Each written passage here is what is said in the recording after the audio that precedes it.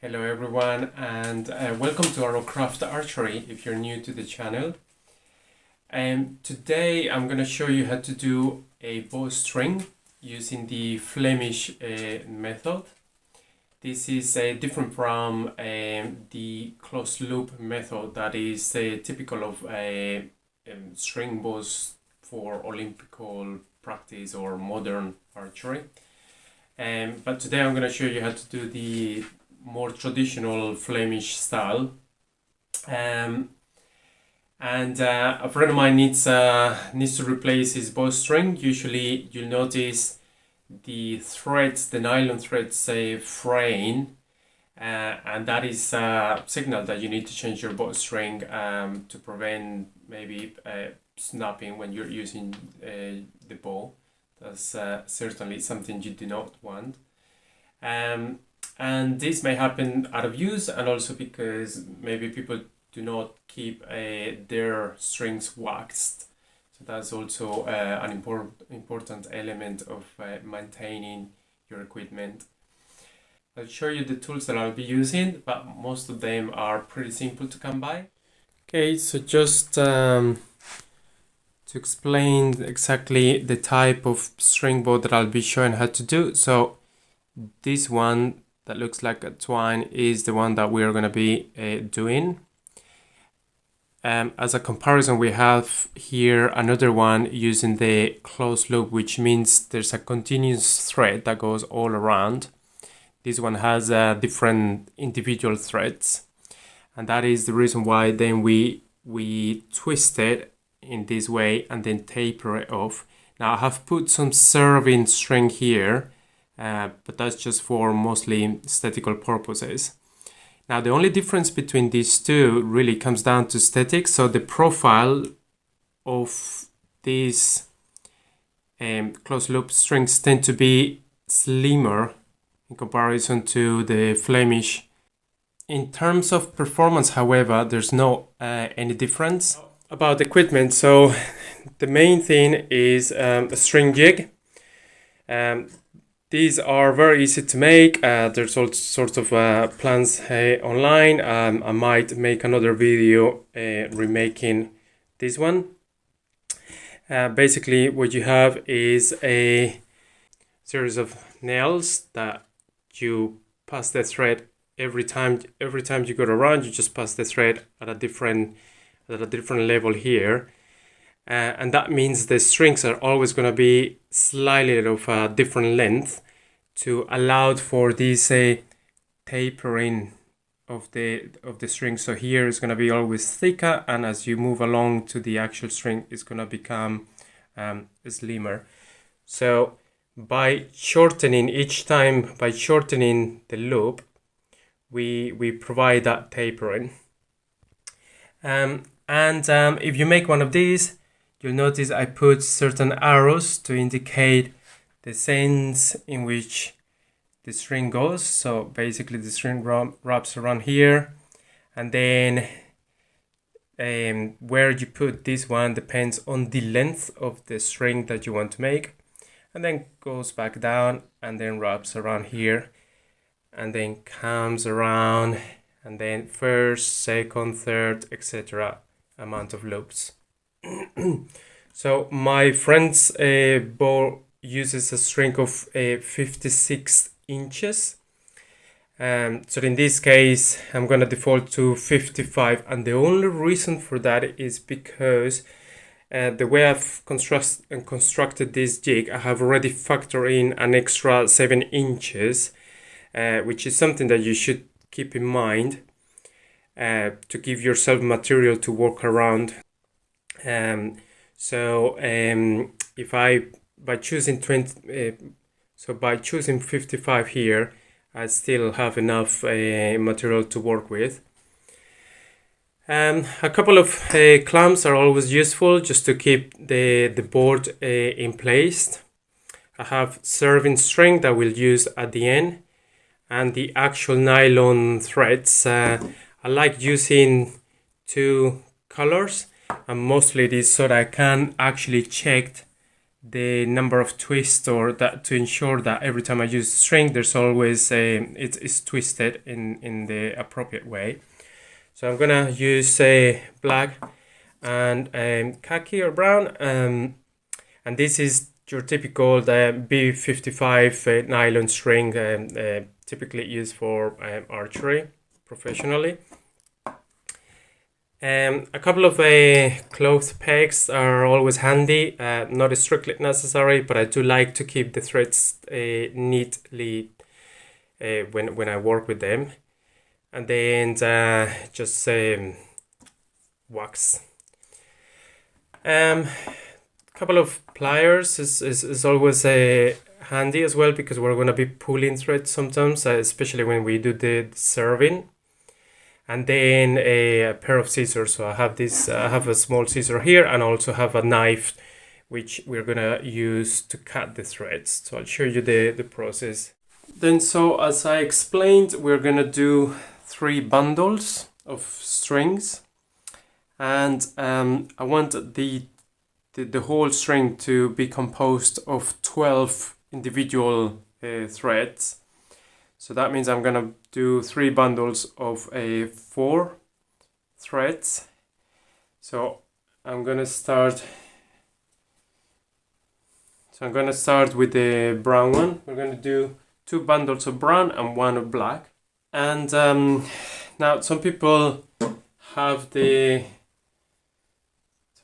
thread here and then they start pulling, but in my experience, since these threads have a little bit of waxing, it always comes a little bit cumbersome and difficult to pull the thread once you start wrapping it around.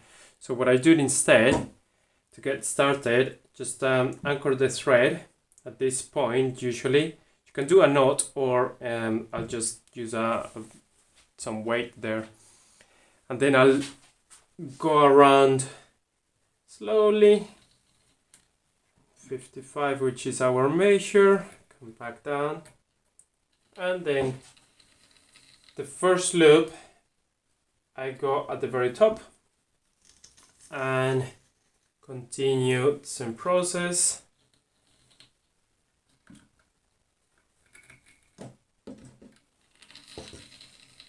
This time I take the next label here, set the next set of pins.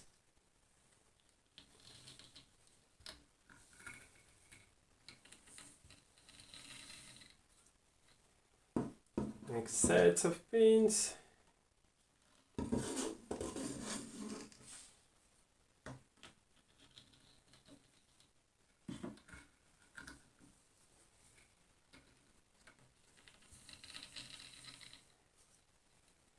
This is the 4th one, but it's not yet done. And I'll just double check. Ah no, we have actually indeed completed it. Okay, so now that one is done, I can proceed and then cut the threads. You can see here there's a little bit of a guide for the knife. Anything will do. And so we have our first bundle, which then we're gonna set aside for the time being. Now, once I have a particular bundle, I do like applying a tiny little bit of extra wax. Like I said, most of the time this is not necessary, but if you do this at this point, it's just gonna, it means that you're not gonna have to worry about waxing your string for a good while. The other thing to note is that, as you can see, the ends are of different length, and that's what's gonna give us that tapering, and this is thanks to the difference in the loops here. Right, I'm gonna set this loop on the side, and then we'll do the next loop exactly in the same way.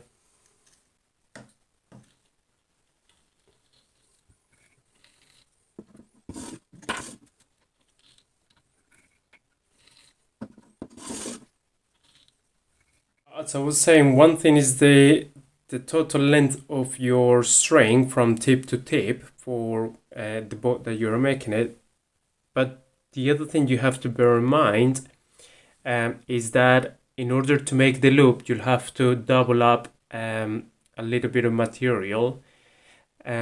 So that's why you should always give yourself, in addition to the length of the string that you want to make, at least 7 inches. So you have 3 or 5 inches on each side to do this wrap around, to do the loop. So on my board, I have marked this as a point of reference, and that's usually what I give myself to wrap around. In this case, I've taken more material, and that's okay. But as a minimum, you should have some sort of extra material to do the loop. Just to show you here as point of reference. Now that we completed our loops, we're gonna take each bundle and we are just gonna join them on the tips. Bear in mind that at this point we don't want the threads with any twist in it. So that's bundle 1, this is bundle 2. So just okay, so I have the ends of each of my bundles, and with that I will have to give myself enough material to do the loop as I just explained. So I'm just gonna get a sense for it here. Now for this bow, which is a flat bow, I'm gonna make a loop that is gonna be smaller than the other one, because that's gonna be the lower loop that is always gonna stay pretty much on the bow, and that loop is gonna be something like this, and that means I'm gonna taper off and do the twist here, maybe a little bit too much. Just gonna do something like that, and that would be perfect. So I'll have the loop of this size and this amount of twisting. So basically in this case, as you can see, I have at least 3.5 inches or so of extra material that comes back, doubles up onto itself. And that means I'll start doing the twisting at what would be the beginning of my loop, so basically here. So with that as reference, I'll match up all the bundles here, and then this one.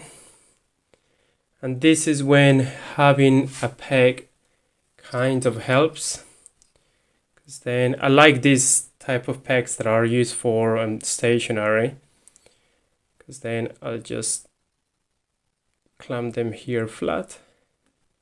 That's bundle 1, bundle 2, and squeeze in bundle 3.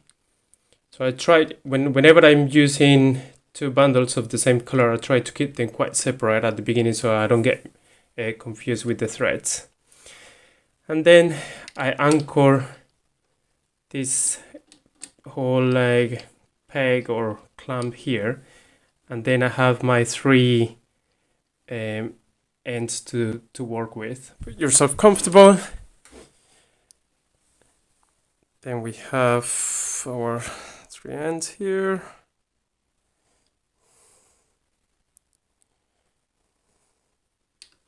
Just gonna hit the loop. Might have given myself not enough, so I'm just gonna pull an extra centimeter.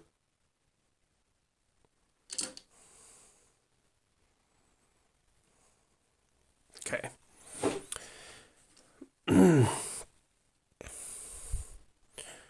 All right.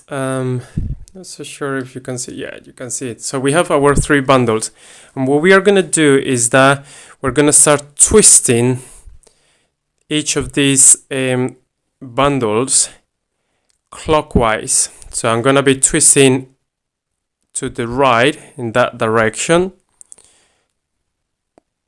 twisting as much as I can. But if I twist to the right, then I wrap around the threads to the left. So now that it's twisted, I'm just gonna bring those closer together. So twist to the right, wrap around to the left, keeping the twist, and then pick up the next bundle, which is gonna be black. And then I do the same. I just twist, twist, twist, twist to the right till it feels tight, and then wrap around to the left and take our next bundle up. I missed one thread here, so I'm gonna go back one step and do the twisting, because we want the twisting to be homogeneous. And then I forgot to keep the tension here on this twisting, so twisting here, now twisting here, wrap around to the left and pick up my next bundle, twist to the right, wrap around to the left, and that means there's always, they start rotating. So now I start working again with this bundle. It's already a little bit twisted, but even so I twist even more, wrap to the left all around. So it was the rightmost, now it becomes the leftmost position, and repeat the process. Twist to the right, wrap around on each other to the left, next bundle, twist, twist, twist, twist, twist to the right, and then it goes to the left. Next bundle,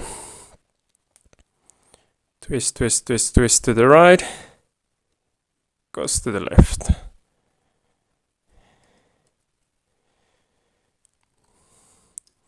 And once you get started, it becomes easy. The beginning can be quite flimsy until you get used to how to work around your fingers. And then what you see is that I try to keep the twisting particularly tight, and it just gives you this consistent twine.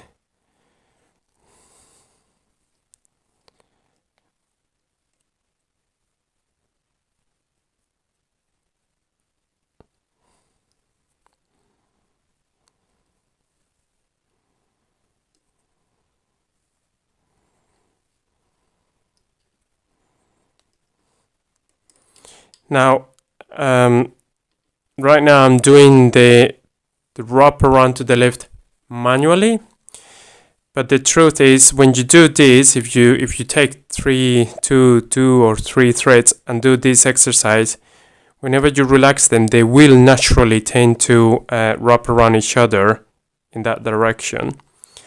We're just doing it deliberately here. But it is because of that natural tendency to wrap around each other that this method is efficient, and it's what they use for ropes and all sorts of applications. We're just making a point here of doing it deliberately, so it stays very tight.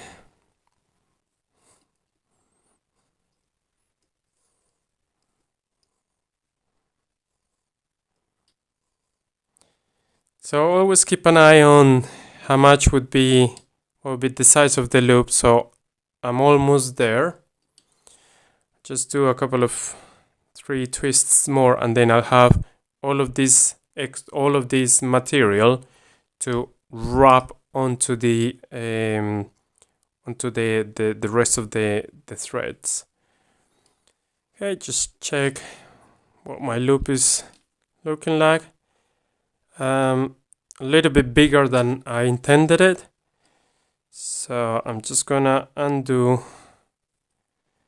few twists here, and when I do so, I want the threads to be loose, so I just undo a few turns there.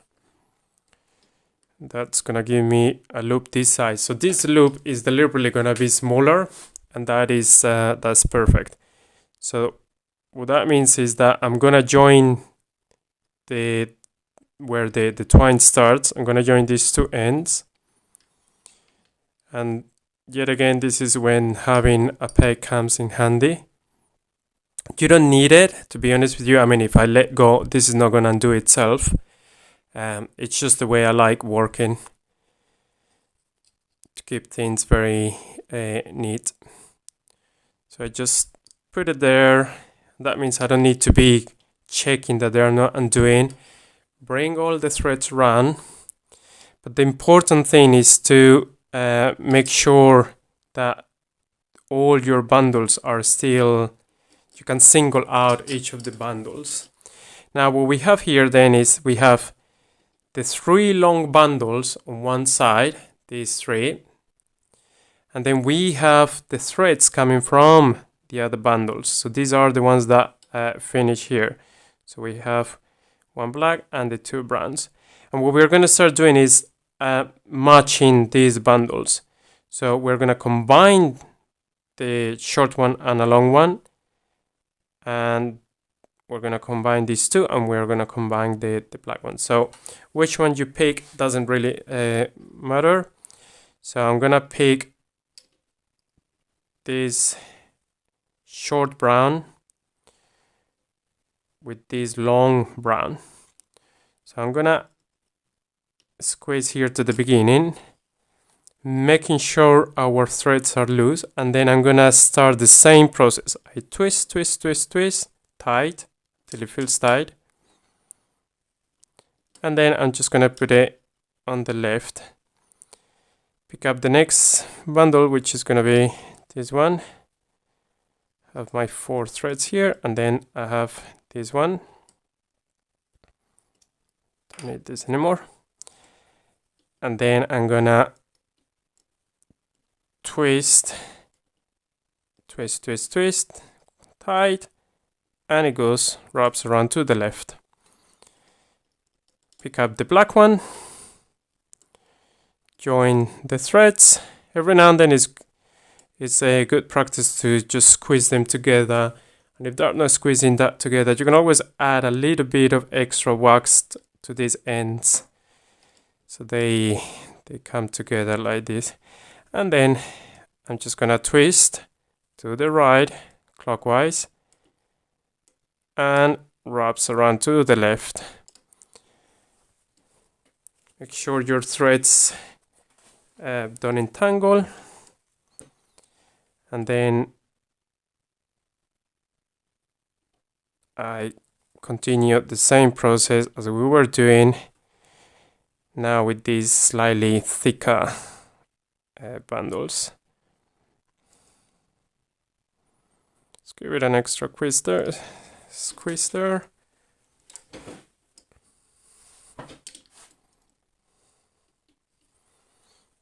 And then twist, twist, twist, clockwise to the left, ramps around to the, sorry, twist to the right, wraps around to the left. At this point, if you want, and I do prefer doing that, I can just like use the loop, start using the loop straight away there.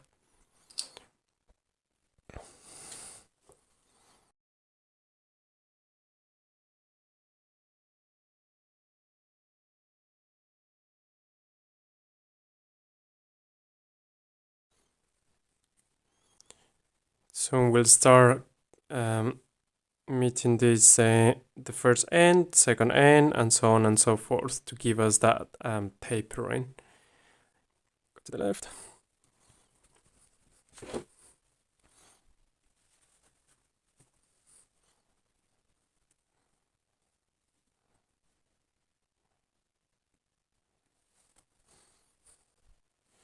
And at this point, we pretty much went back to working with the individual threads just the 4 threads. I'll do at least 1 inch of those individual threads, or less than an inch, half an inch, just to make sure I have a nice clean finish in here.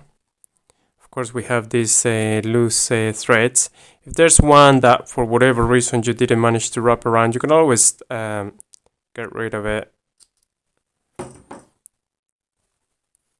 And if you can notice, then we're coming to the end of our tapering. So we went from being very thick around here, most of the tapering takes place here, and then becomes slimmer, and then we're back to 3 bundles of only 4 threads as opposed to 8. Basically, there we have it. And again, if I go back to my kind of reference, as I was saying, most of what you need, or the minimum that you need, is at least your loop and a bit of double back thread to twine onto itself. And then any extra is just an aesthetic element, in case you really like a gradual tapering off of that double back set of threads. Again, if I let go, it's not going to come undone. What we could do at this point is, if we put it on the anchor point, just give it a bit of a pull, just so the thread stay tight, and then it's just going to stay there. And with that, what we need to do then is now making sure that from this point onwards the threads do not have any twisting. So just go unchecked, and the way we do that, just show you better here. The way that we do that is that you can take sections of it. So just take 7 inches, and on each 7 inches just make sure that there's no twisting, always keeping the bundles separate from each other. And then I've checked these 7 inches, then move on to another 7 inches, making sure that there's no twist. If I need to untwist, then I do so. In this case, I have to untwist a little bit. And again, these 7 inches are without twist, and so on and so forth, until I have covered the entire length of my thread. We just repeat that with all of our bundles. I have my 3 bundles untwisted. So we have, like I said, we have just pull here just to make sure the threads kind of like stay together. And then from this point, what we are going to do is that, because once we do the other end of the thread, we are going to be twisting clockwise in the same way as we've just done for this end. But because when we reach the end of this double back tapering twisting process, we're going to be twisting clockwise, which means for these long sections, we need to do a couple of counterclockwise twists to compensate that twisting that we're going to be doing on the other side. At the end, what we want is as few twists as possible in the long sections of the thread. So if these are the ends of your bundle, just go grab it from here, and then you just go around counting like that. 1, 2, 3. But it's better if you do it slightly, if you slightly top the thread, so the twist travels around the entire length of the bundle. So there you go, there you have it. There's a counterclockwise twist that is at the moment traveling the length of this bundle. And this is the section that we are gonna work with to do the other loop. And again, just in case I wasn't clear, so once we start working on this, the loop on this end, we're gonna be working clockwise. And as we do that, we're gonna be undoing this counterclockwise that we have put in the lengthy section of the threads. Let's set this one on the side and repeat the process with the other bundle. Okay, so once more I have my 3 bundles with a few counterclockwise twists, and that means that now I can work on that end, on the other end of the thread to do our other loop.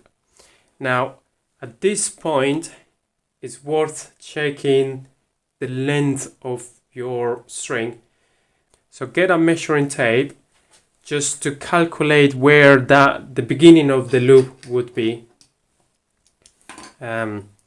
So what would be the full length from tip to tip, and then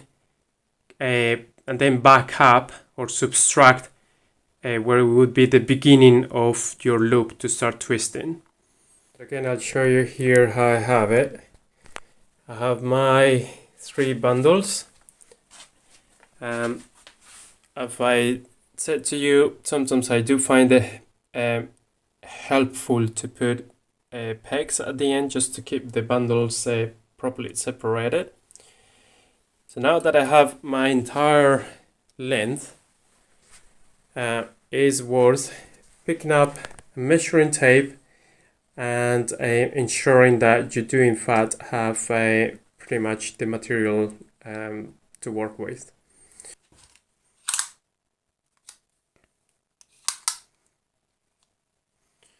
Inches, 56 inches would be here, which means the end of our loop is gonna be something like that.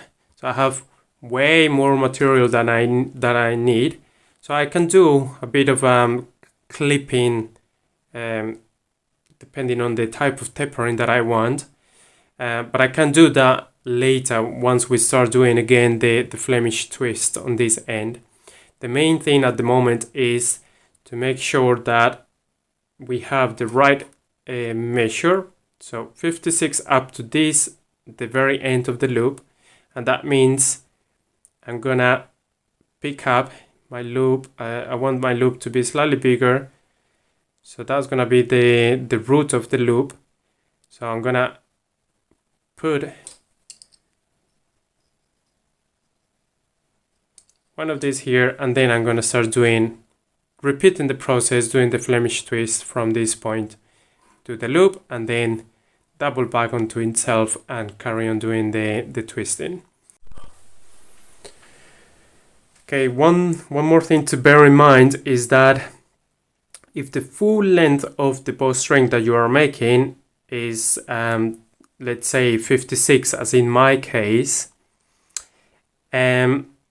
you have to give yourself some extra length that is going to be used up by the twisting of the entire bowstring.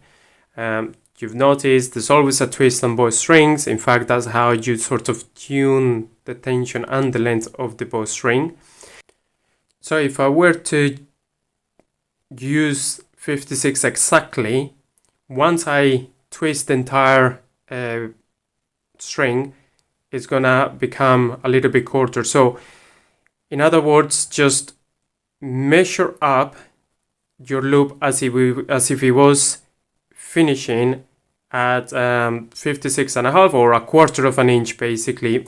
Might be enough depending on your preferences.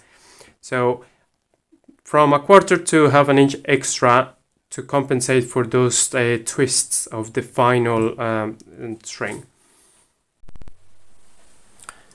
So in my case, I'm gonna calculate for an extra half an inch. So I'll take this as point of reference.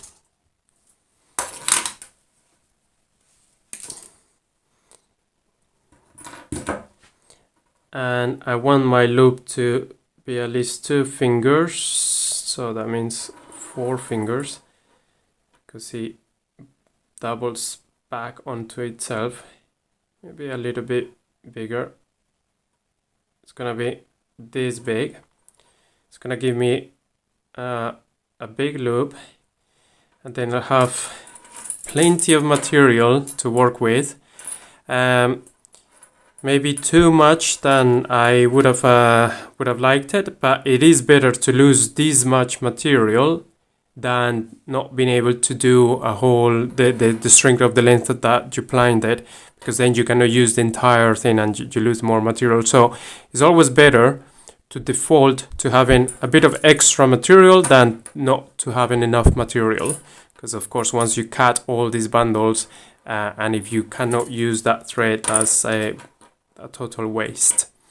Since my loop is going to start here, that's where I'm going to put my peg, and then we'll start redoing the same process as we did for the first loop. Just like before, clockwise twisting, or twisting in that direction to the right, goes to the left. Now I'll pick up the next bundle, which is going to be black. In this case, just take it from this side. Twist, twist, twist clockwise to the right, goes to the left, and then the brown one takes the middle position, and then I'll take the next bundle. Twist, twist, twist, twist. Clockwise to the right, goes to the left. Now, because I've been handling these strings, I can feel I'm melting the wax with the heat of my finger, so I'm just gonna add a little bit of extra wax.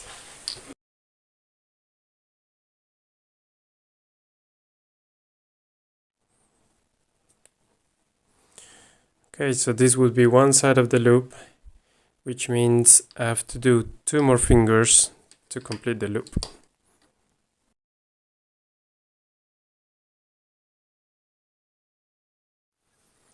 Okay, so 2 fingers, 2 fingers. So if I take this as reference, I have my loop, and that is perfect. So with that in mind, I can, it's just clamps this here, and I like double checking that once again the length is the correct one. So we should be fine, but like I said, checking the length of your string at this point is always going to be easier than having to undo or redo the process. So I'll just quickly recheck the length of my string. That effectively here is a 56 inches and a half. That half to compensate for the twisting of the entire string, and then we'll carry on twisting the threads onto each other. And just like before, we're going to start joining the bundles. So I'll get the short brown bundle here, and I'm going to join it to this one here. So take these two, try to put them very up to the top as I can, and make sure that the long bits are not entangled. And then I start doing exactly the same process. Now this is the time where, as I start twisting clockwise, some of those twists may travel along, and that's when the counterclockwise twists that we did are gonna sort of come and down and compensate for that twisting. So we continue then as we did at the beginning, twist to the right and then goes over to the left, and then now I join these ones, and just like before I just make sure that then they're not twist here. Same with this one, I just like undo the twist a little bit, just join them here, grab them together. So it can be a bit fiddly sometimes here, and then start twisting the whole lot together. Twisting to the right clockwise and then goes over to the left. And then now we are left with the black. Again, just make sure that I undo the twist because we want the threads to join. Have them here and twist it all together so that I can then start twisting them all at once. To the right, goes over to the left.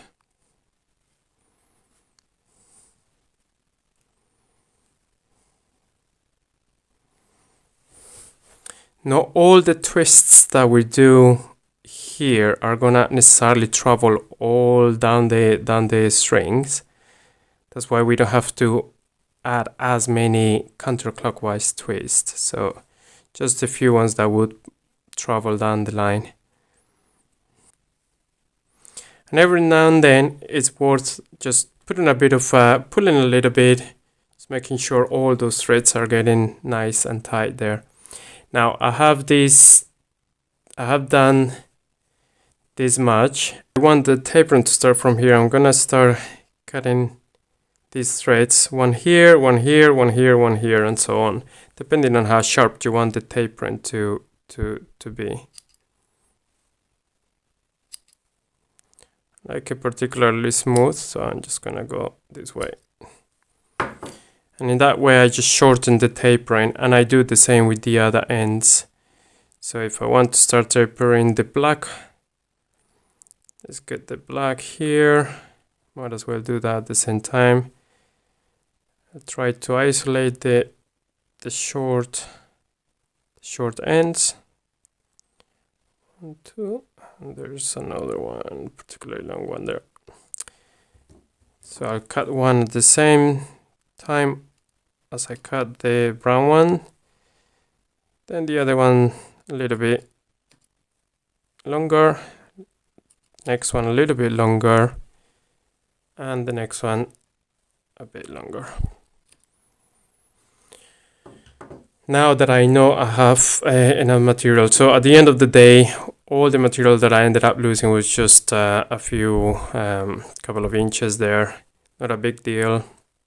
It would be way worse if I have to, if I lack material.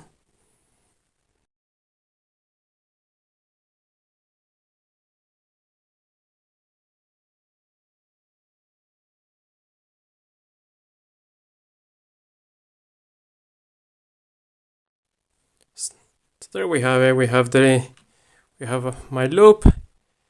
We have all of these threads, tapering, and then I'll just need an extra ones here, but not necessary. When we get to this point, we just give it a bit of a top stretch there. And then at this point, we just like go down the threads, kind of like making sure they are not twisted. So we'll work our way around the entire length of the threads, making sure that they're not necessarily twisted. Every now and then there might be one twist or so, but that's not too bad. But all in all, what we can see is that the threads are pretty much all straight, and in that way what we could do then now is optionally we can add a little bit more of wax and then do the general twisting of the string. Again, find an anchor point, all our threads like that, and then we just do a few general twists on the entire length of the string. How many it depends on your preference. Also remember that the more twists you add to your entire string, the shorter it will become by default. One more thing that is worth mentioning is that the twists of the entire string, I'll just do them following the direction of the Flemish twist. So if we pay attention, these ones are coming like that because we were wrapping them to the right, so they are counterclockwise, and the same on these ones. That means that the overall twist for the entire string are gonna follow that same sense. So in this case would be counterclockwise, because that follows the twists that we were doing towards the right.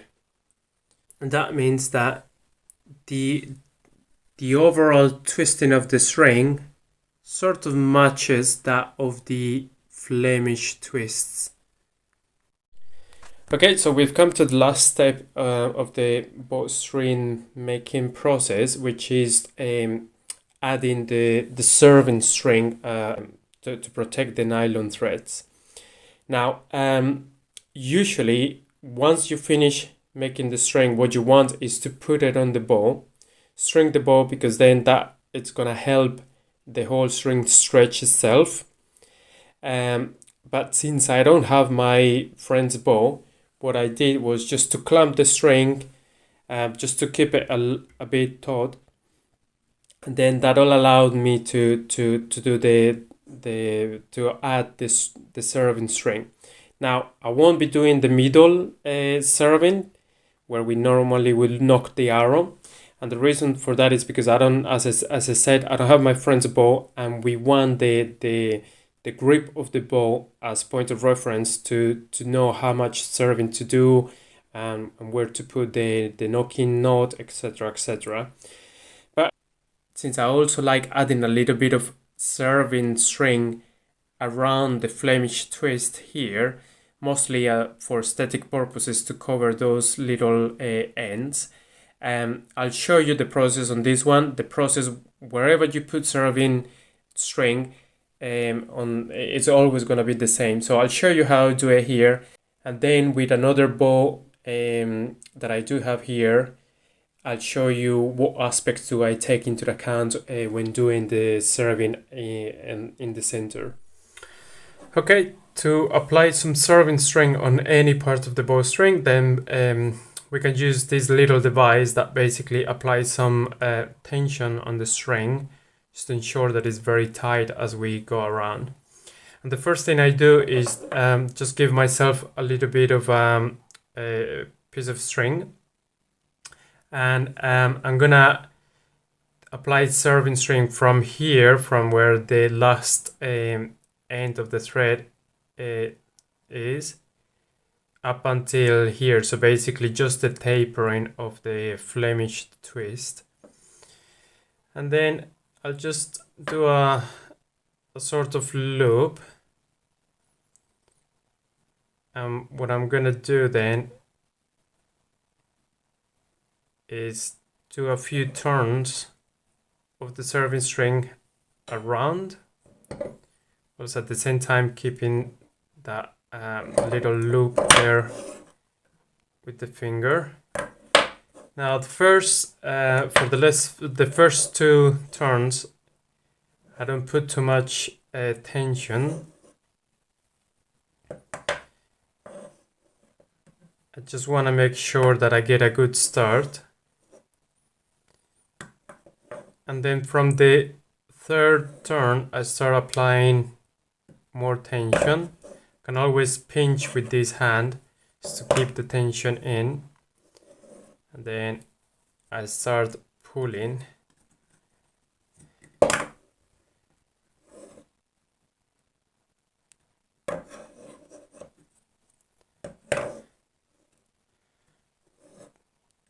Okay, and once I have at least 6-7 turns, I can wind this thread back, and then I'll start just spinning this little device. That's just gonna make the process quicker. Now, because there's a lot of tension applied here, it's always helpful to pinch the string from here. So as I twist the string around, the whole string doesn't come undone. Then I'll just go around like this. See the difference here in how tight it is. If I notice that the string doesn't quite overlap, doesn't go well, I'll just undo the turn and then start over.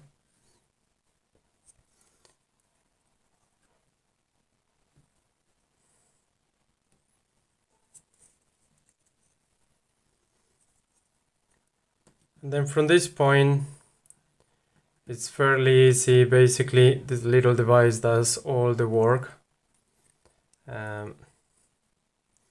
Now we can see here, I'm just going to do a few more twists, and then we'll be pulling this one in. Okay, so now we can see some of these are a little bit loose, but that's because I haven't pulled this at the end. So this is where we can use these pliers. Then basically we're pulling that loop that was there. I pull it, now it's secure there, and I continue wrapping, but this time I'm just gonna leave that end out of the way. So I'll just wrap outside it.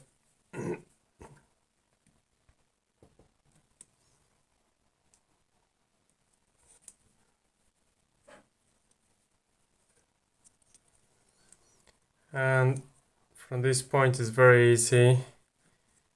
Just go around and around and around.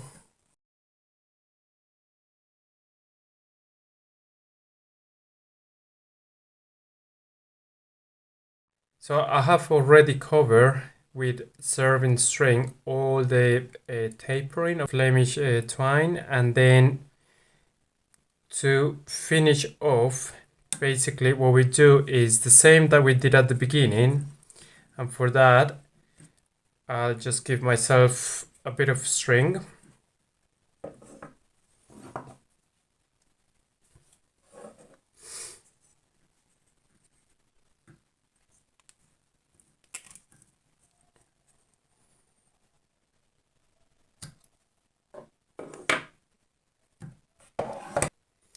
So I'm just gonna work with that, with this piece of string, and what we want to do is that we're wrapping in this direction. We'll do the loop, that string comes underneath, and what we'll do is that we'll continue wrapping in that direction, but we're gonna go inside the loop like this. So we'll do a few twists inside the loop, always going inside the loop.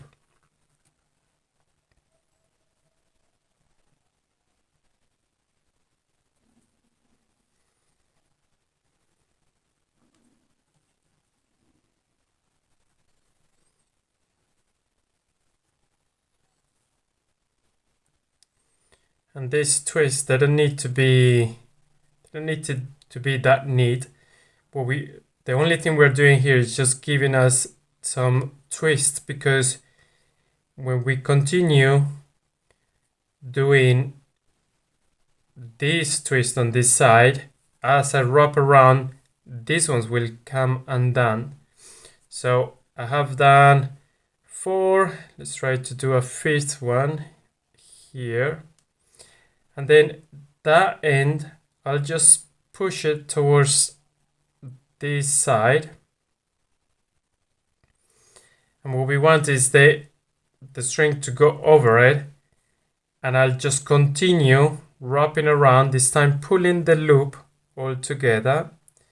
And as I do so, the loops that I did on this end are coming undone, whilst at the same time I'll keep on wrapping over this one and going over that end of the string there. And I can always just put the finger inside the loop to tighten the string. Now that I've come to the end, we get our pliers again, and then we just pull.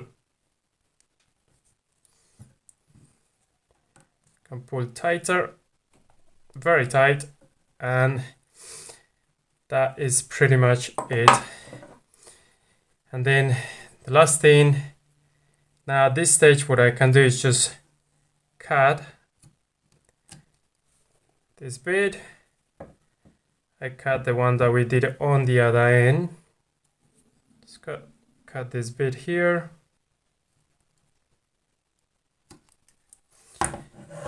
And very carefully with a lighter I can burn off these ends.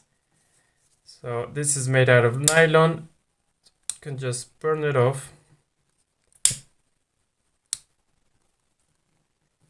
And voila.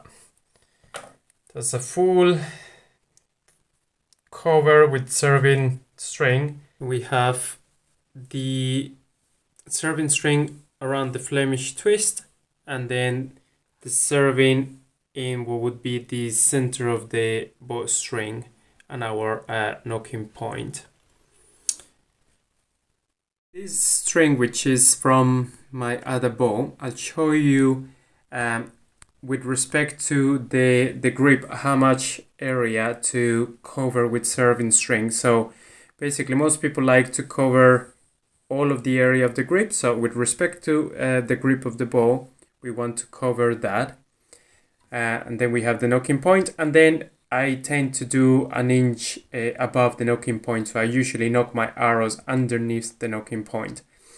Now, this is done mostly out of because of balance reasons and aesthetic reasons, but to be honest with you, as long as the area in which you knock the arrow is protected, that's what matters.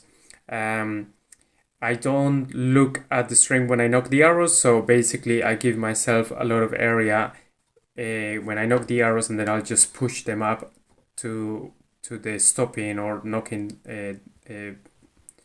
point. And that is it, folks.